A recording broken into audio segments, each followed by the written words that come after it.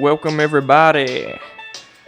Today is January 17th, 2021, and I would like to welcome everyone to the TheGottCast.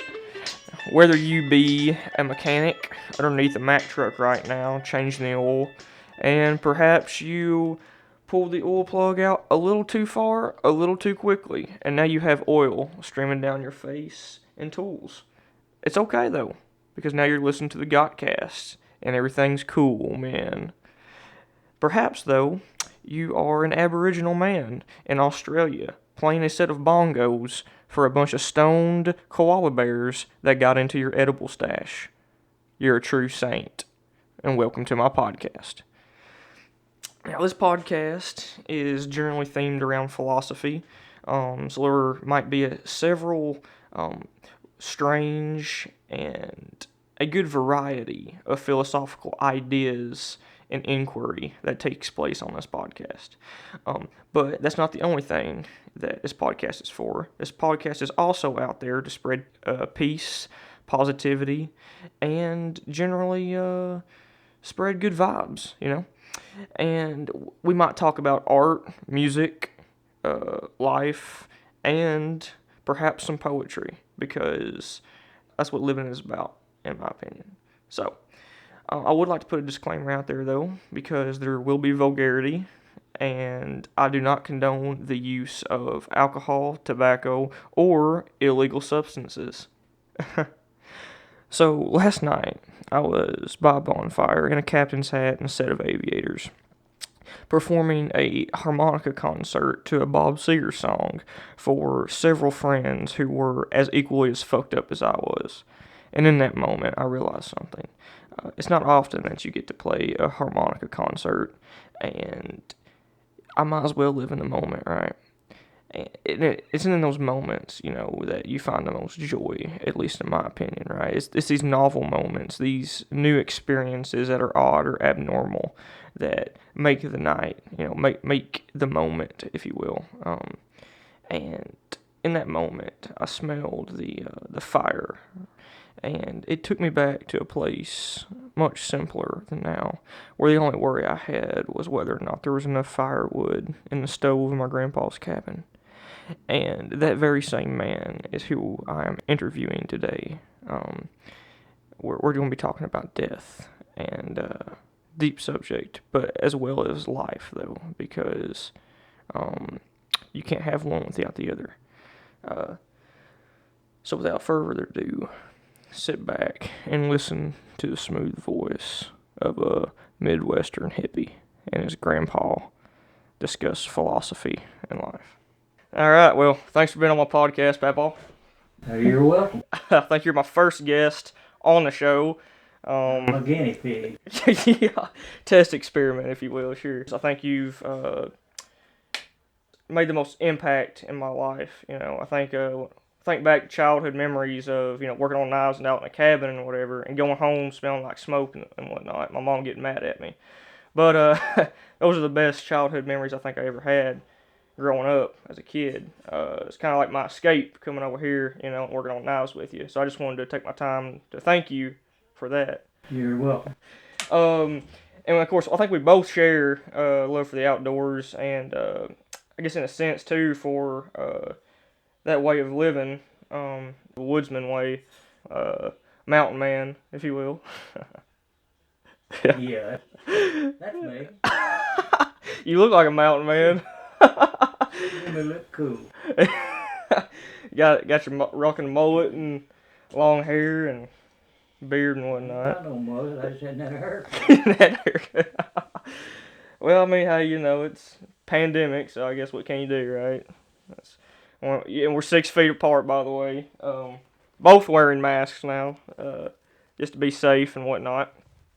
But I want to talk to you today about death, and I think that's because there's something you said whenever we were out back in the cabin working on knives. You know, we were all sitting around. I think it was me, you, Paul Carter. We were drinking a cup of coffee, and I think, you know, discussing knives and whatnot. And you were talking about fur trapping and how you wanted to go fur trapping up in the Rockies with Leo. You know, and we did. Yeah, and I was like, you know, I want to go with you, you know. And then Paul Carter turns and looks at me and he says, Man, Leo's been dead for a few years now. And, at the time I was like, why on earth would my grandpa, want to die and go fur trapping with Leo?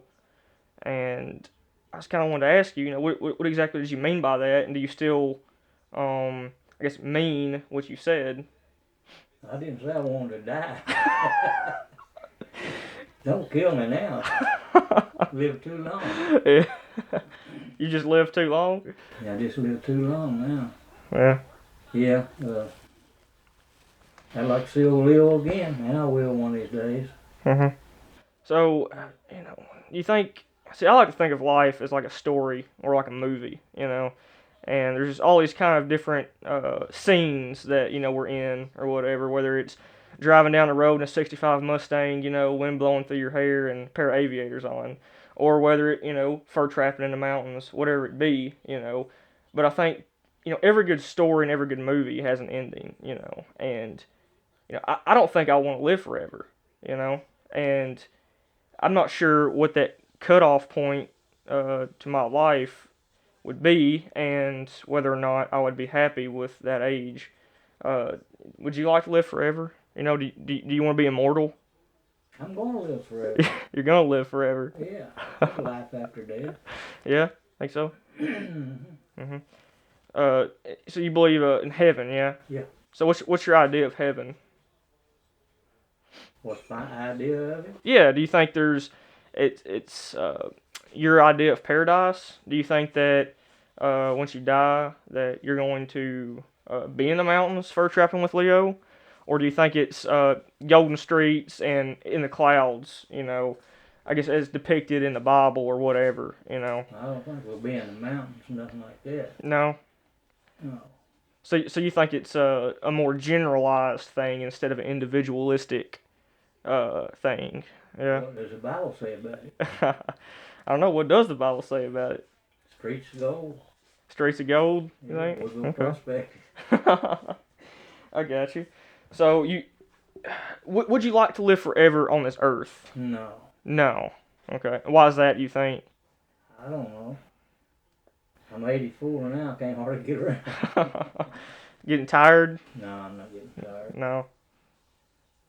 Just getting weak. Right. Can't get out and build your muscles up or nothing, Mm-hmm. Out walking like we used to. Yeah. We got to stay in. Right. 6 feet apart. Yeah. Not 6 feet down, but 6 feet apart. Yeah. Of course, the pandemic, has played a kind of a bad role, in our lives here lately. Not being able to get out and do as many things as we used to and whatnot. Right. Yeah, that's gone now, cut off now. Right. Unless we get our shots and they work. Mm-hmm. Yeah, the vaccines. Yeah, so you think you don't want to live on Earth forever because you feel like you're getting weak, yeah? No. So what if you could be strong and youthful? Would you like to live forever? Would you like to, live a million years? Would you like to live for that long? Or do you think it would get boring at some point? I got no idea about that. You had no idea? Could you imagine yourself living for a million years? Uh-uh. No? Would you like to? Well, sure, everybody likes to live. Yeah. You're going to fight for that last breath. I don't care what they say. Really? You believe that? Uh-huh. So, do you fear death? You've got time to fight for it. If it's car wreck, it gets you right there. Alright. Instantaneous. Do you fear death? No, not really. No? I'm not looking for it. Right. But you say you don't fear it, but you're not looking for it neither. Alright. So when that day comes, what does your perfect end scene of your movie look like? What's your end scene of the story? The last chapter. What does that look like to you? Is it get a knife fight by a cougar? No. Like that's how I want to go out. or Lamborghini across the ramp into the ocean or something like that, or or is it like a hospital bed, around your family? No hospital bed. No, think Probably in that big easy chair, laying back watching gun smoke. gun smoke. Yeah, okay. So you think all right, in your chair watching gun smoke, huh? That's the last chapter. That sounds pretty good to me. Okay. Uh, so since you don't want to be in a hospital bed, right? So what if you were ever confined to a hospital bed? Uh, do you think that that's a life worth living? Do you think? That I couldn't tell you. Well, I wouldn't want to be in that shape. if you were to be put in a hospital bed, unconscious, no shape or no chance of returning to consciousness, right? To experience life again. Uh, what would you like to do? So, like, imagine if a family member was in a hospital in a coma or something that they were never gonna come out, right? Would you keep them on that operating system, or would you, be for unplugging that? You know what I mean? Because in philosophy, I guess in the medical society, really, like there's several different classifications for death. You got the cardiopulmonary, which is your lungs and your heart stop, which has since been replaced by the I think was it circulatory respiratory criteria for death, which is the blood flow and respiration. If you can't do either of those, then you're considered dead. You might as well go on. Might as well go on. So what if you're laying in bed, right, and there's no chance of you ever being yourself again? So they call this the higher brain death, and it's the parts of your brain like the hippocampus, the frontal cortex, all these different areas of the brain that can no longer function. So basically, you're never going to be the same again. You know what I mean? Like, you're not going to be the Papaw I know, right? Uh, so, if you were never to return to the same old self, uh, would you be for unplugging that machine of your loved one or even yourself? You know? Or if there wasn't no chance of getting better. Right. So, there's no chance of them returning to themselves again, right? Right. Okay. There's a lot of who keep them on the respirator and on the ventilator and whatnot, hoping for a miracle or like a chance, right, that they'll somehow come back. But they'll never be themselves again. Like they'll be a vegetable, right, the rest of their life. They'll never be able to walk the fields of tall grass again, or watch another sunset. Really, they're gonna be confined to a hospital bed. And in my opinion, that's no life. No. That's no life at all to me. Um, I want to be able to explore, and live. But I just want to ask you that because that's quite interesting. But I got another question for you then. So if you don't want to be a vegetable, all right? If you had to be a vegetable, what vegetable would you be? I wouldn't want to be one. You wouldn't want to be a vegetable. Why not? Okay. At all then? Like if you had to pick ones, all right? So like, you're told, I don't know, you got taken to a lab in Area 51, right? And they're like, all right, we got like different vials of serum. You can be a carrot, you can be a piece, you can be broccoli, you can be a cucumber. What would you like to be? I don't know. I just don't know. Man, huh? So I don't know. I think I'd like to be a pickle. Yeah. You are picky. I know. My friends say I'm pickled, but anyway, no. One of my friends got me a inflatable pickle for Christmas. Did I show you that picture? I'll show you. So for Christmas they got me an inflatable pickle because it's kind of a gag gift, I guess, but they just know that, and I'm a weird guy. We've partied with it ever since, but I've been running into a problem though because I've been keeping it in my closet, and this thing takes up too much space. Yeah, there's a picture of it.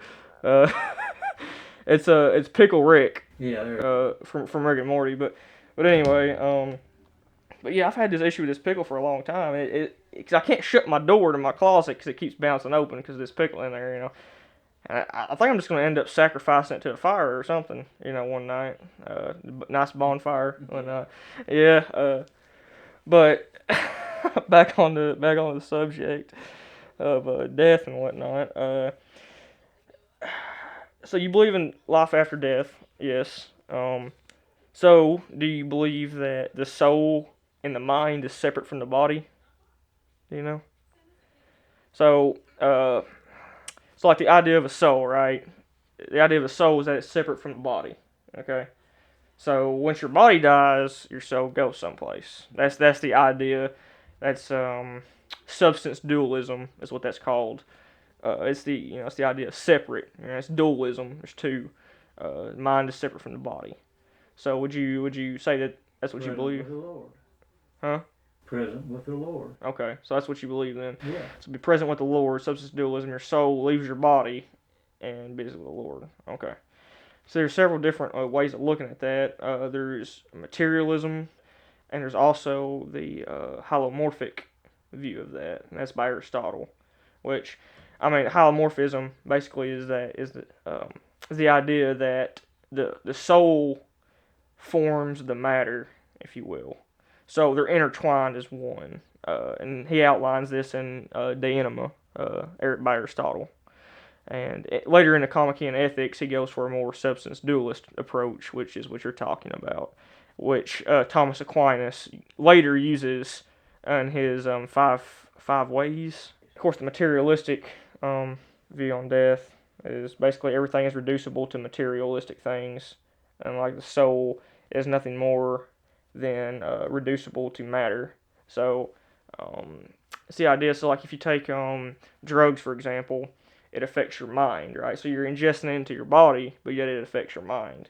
So that means that the mind and the body are connected. But anyway, that's the materialist view on it. That's the philosophical way of looking at death. Um, but on a lighter note, I heard you've been to Djibouti. Is that right? Yeah. Yeah. How was that? It was just another port. Just another port. Yeah. I know you've been in the Navy. What was that like growing up? Did you joined at a pretty young age? Yeah. Yeah, I got joined when I was in school. In school. Mhm. High school. Yeah. Yeah. That's why I wouldn't get drafted. Oh, okay. And if I hadn't done that, I'd have been in the Vietnam War. Gotcha. So. But the Vietnam War wasn't even in the picture at the time. Right. Uh-huh. We just joined the Navy, just joined up. Yeah. That was But was Korean War going on at the time, or was that? No, that's done over. Oh, that was over. Okay. All right. Because I can't remember how many years. It was like 10 years between. I'm thinking that's when they had the lottery. They were pulling names, going to service. Yeah. And you didn't get a choice. So why were they pulling names for the lottery to go into service if the Vietnam War wasn't happening yet? Do you think? Was there a reason why they were drafting? Or just to bolster the military, perhaps? I really don't know. I don't really know. The Vietnam War didn't start till about 60, 64, 65, somewhere around there. Mm-hmm. See, I got out in 62, and it wasn't going on yet. They told me to not get comfortable, but might be pulled back in. That's when they had the Bay of Pigs, I think. They got Okay. Cuba then. Yeah. The Cuban Missile Crisis. Yeah. That's when you're okay. So they were kind of afraid then that you're gonna start something. We got a naval base over there. Right. Where we go over there for gunnery exercises and everything. Mm-hmm. War games and things. Yeah. Being in the Navy, at such a young age too, did you ever think that perhaps maybe one day that you would get in a gunfight or a gunship battle or something with another ship? Wasn't even thinking about that. Of course, I mean you weren't even in war too, right? So, what's some of the places that you visited in the Navy then? All over Europe, not Europe, but the Mediterranean. Mm-hmm. Italy, France, Sicily, down into the Red Sea, through the Suez Canal, then Djibouti, then went to Turkey, and did I say France? Italy and France. Yeah. And all down through there. Then we went out into the Atlantic and went down to right at Brazil, I believe. I can't remember that country. I'm losing my memory on some of that stuff, things, you know. Mhm. So, what was traveling like, as at such a young age or whatever? I mean, surely you're like 17, 18, something like that. Yeah, 16 even. About 18, 19. 18, 19. What was traveling across the world? Because I mean, you're from Kentucky, right? You're from here. But we was traveling on the ship. Mhm. You just go to port. You didn't. Right. You wasn't on a bus going here and there and all that stuff. Mhm. Gotcha. So you're just kind of viewing the world, if you will, from the ocean. You never got to actually. Yeah, Did you get off the ship? Yeah, we got off the ship Mhm. when we were in port. In port, yeah. Did you get the chance to explore the cities and stuff? And Yeah. yeah. Okay, that's pretty cool. So what was that like, seeing all these different cultures and stuff around the world? Was it eye opening? Was it a cool experience even? Well, it's an experience, all right. Mhm. But that's been over 50 years ago, and you can imagine. I was surprised they had lights over there, electricity. Yeah. I wasn't even thinking about that. Right. And in that one, when we first went through into the Mediterranean, it was at night, and we went between Sicily and Italy, and you can see the lights all lit up and everything. And I think Milan, Italy was our first port. Then I think we went to Greece, and we took the Suez Canal, went into the Red Sea, went to Djibouti, Massawa, East Aden, that's what that was. Mhm. It took us 30 days to get over because we was on exercises going, Mhm. Took us 6 days to get back Gotcha. Okay. because we come straight back when we left there. It was in over full 6 months duty over there. 6 months out of the year. Yeah. Would you say it was a fun experience? Yeah. Fun part of your life. Mm-hmm. Yeah. I know you met Nanny, of course, my grandma, your wife, before When I was you in went. school. Yeah, before you went into the Navy. Mm-hmm. So you married her before you joined, didn't you? No. No. Uh-uh. No. So So. I come in on leave, we got married. Oh, okay. So what was that like, being away from your wife overseas? Well, I don't know. It just wasn't around, Yeah. Because I knew that was going to be like that. Right. Mhm. How old were you when you had your first kid? Well, let's see.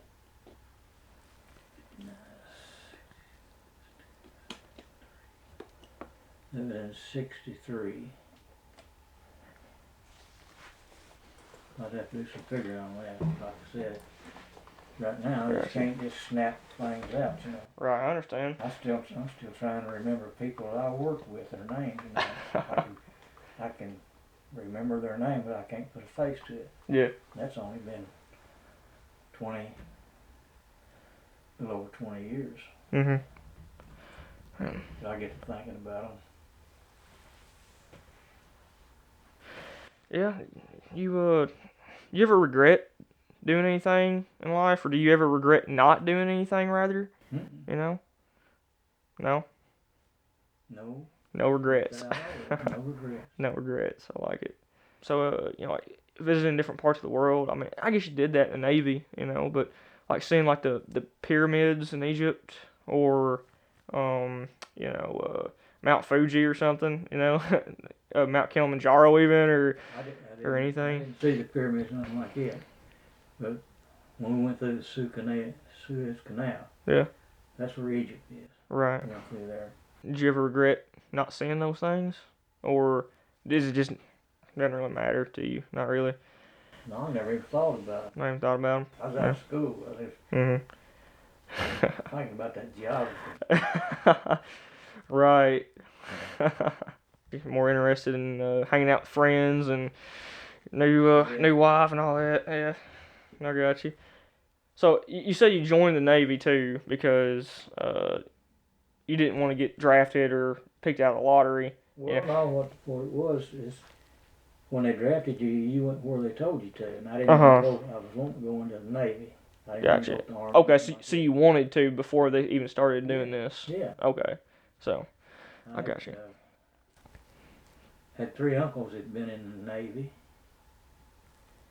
and I guess I was following them. Mhm.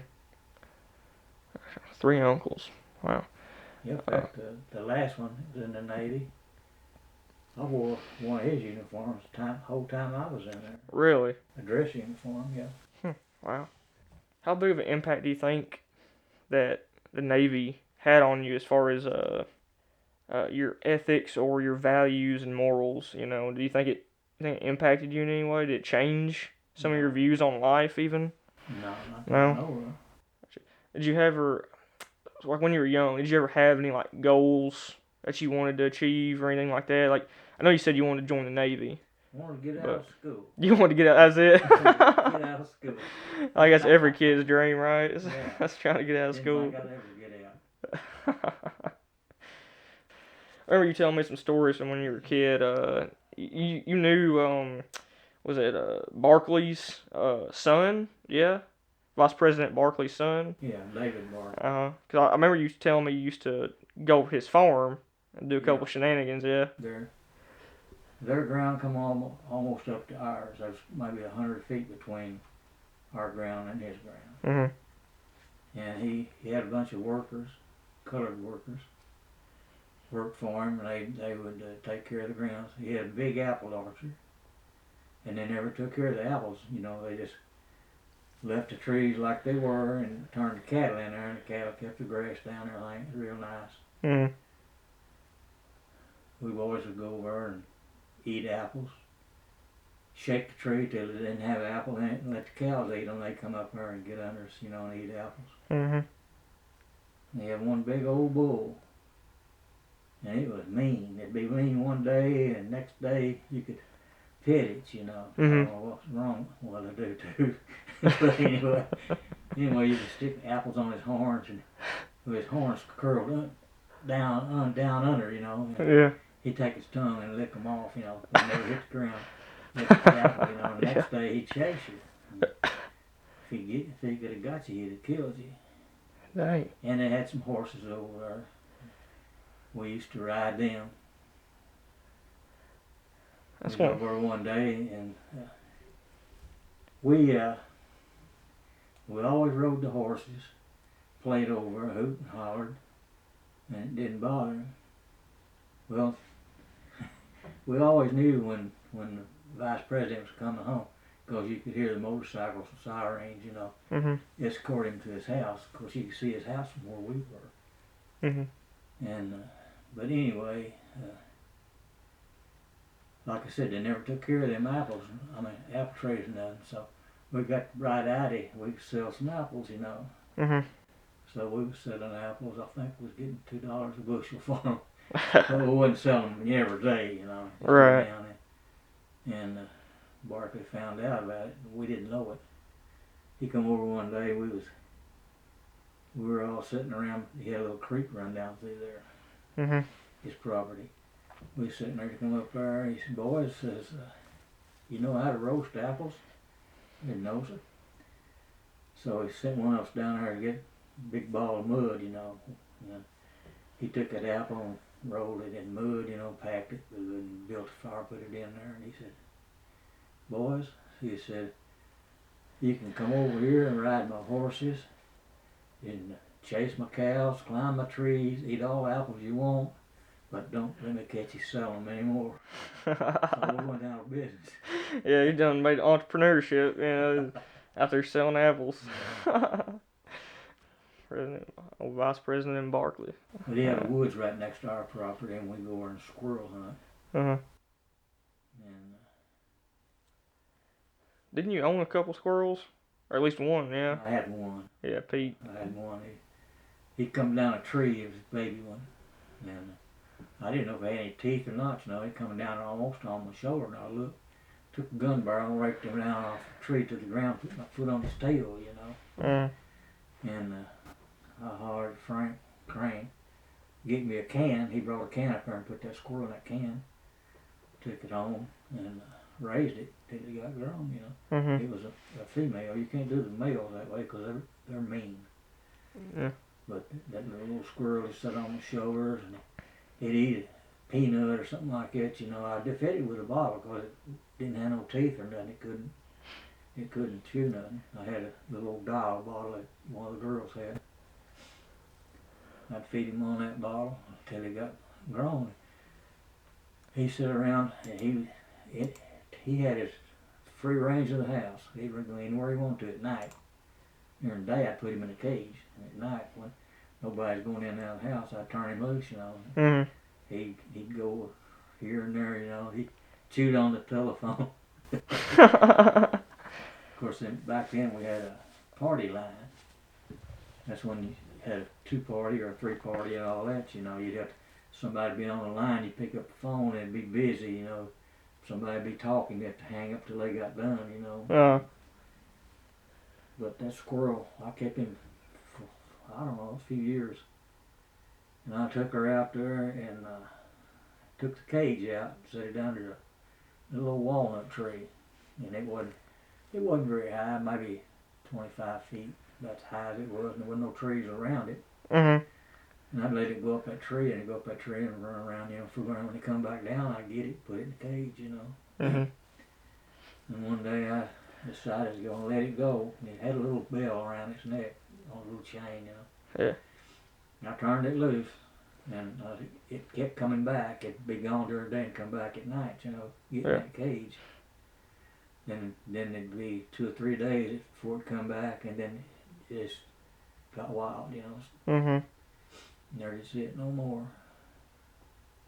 Wow.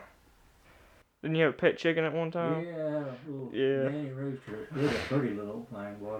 All colors. It's like the one you see in these books and things, you know. Uh-huh.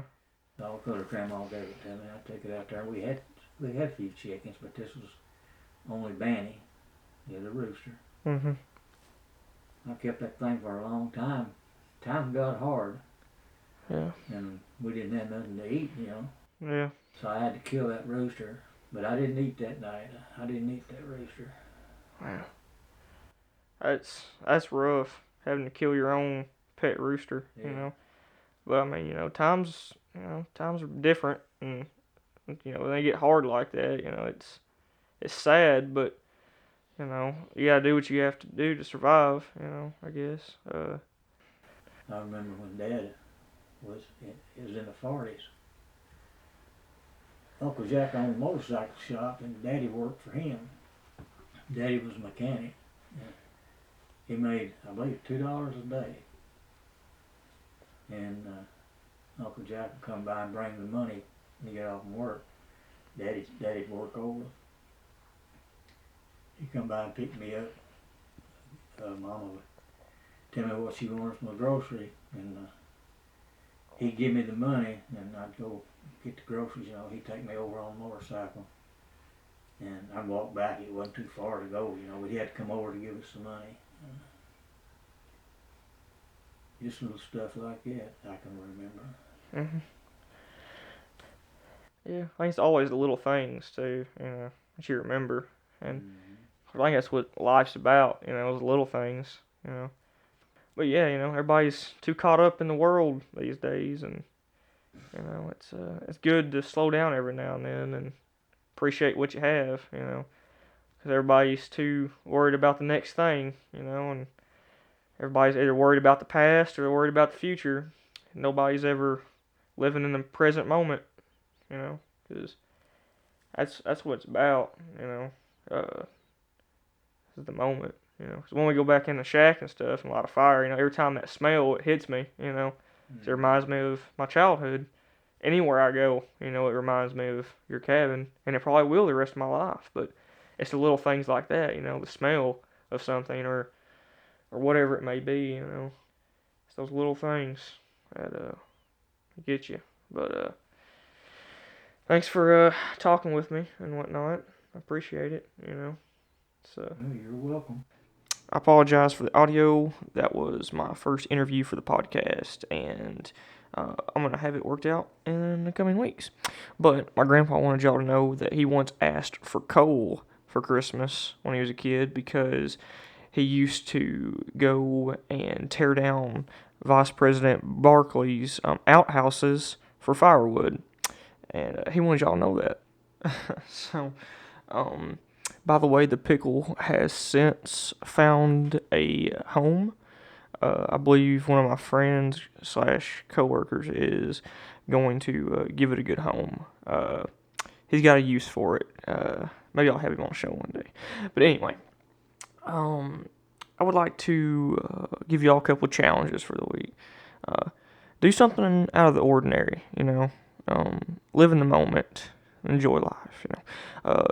Buy some flowers for your grandmother, or do a funnel full of vodka with a homeless man. I don't know. It's up to you, people. I'm going to leave y'all with a quote. He who is not busy being born is busy dying. Bob Dylan. So make sure you're out there living, people. I love you all, and remember to live in the moment. Peace.